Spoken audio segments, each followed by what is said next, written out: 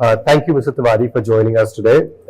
If I could ask you, as a senior member of the Indian Civil Service, if you could share your perspective in terms of the motivations you would share with your colleagues in the Indian government as to why we should pursue more responsible development of renewable energy in India.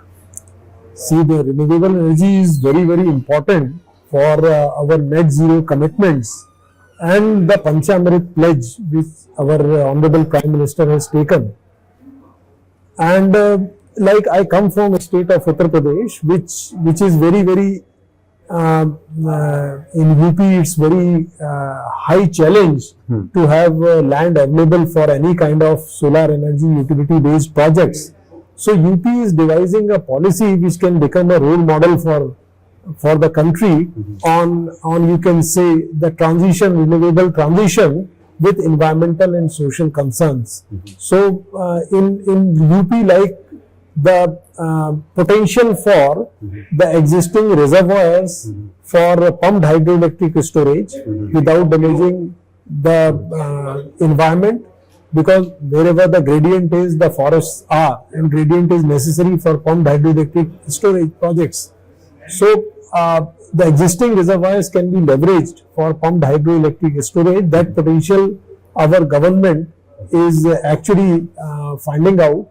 And secondly, the agri-PV projects, where I think the return to the farmers is higher than the return to the return just by the crops, etc.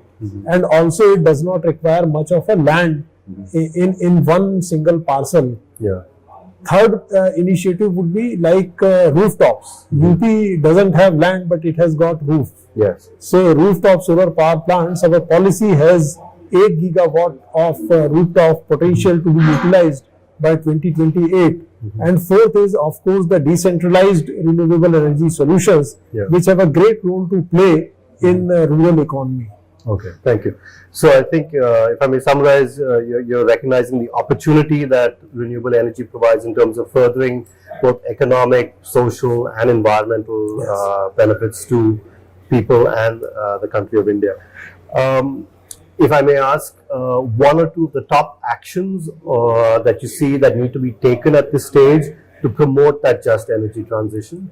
See, the first action is actually there is a need to do a kind of a social indexing, environmental indexing and economic indexing of all kinds of technologies which are available for renewable energy transition.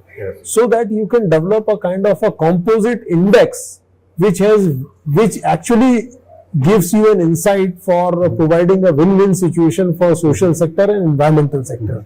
So I think this kind of study is needed, indexing is needed first, so that because the transition is really at a pace, and if we really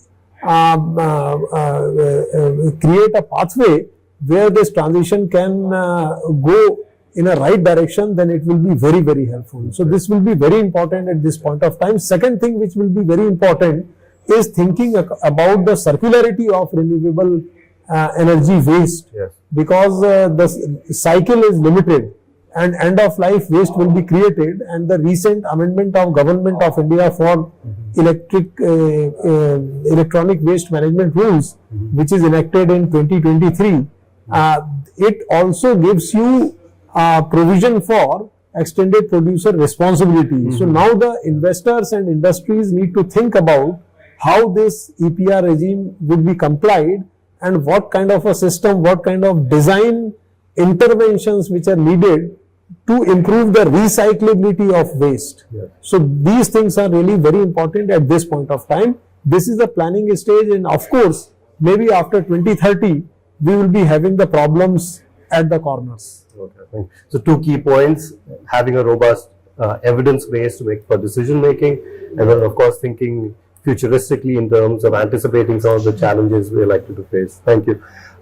Final question, in terms of looking to the next 3 to 5 years, what are some of the big positive changes that you see coming in the energy sector, and what signs might you already be seeing of that happening?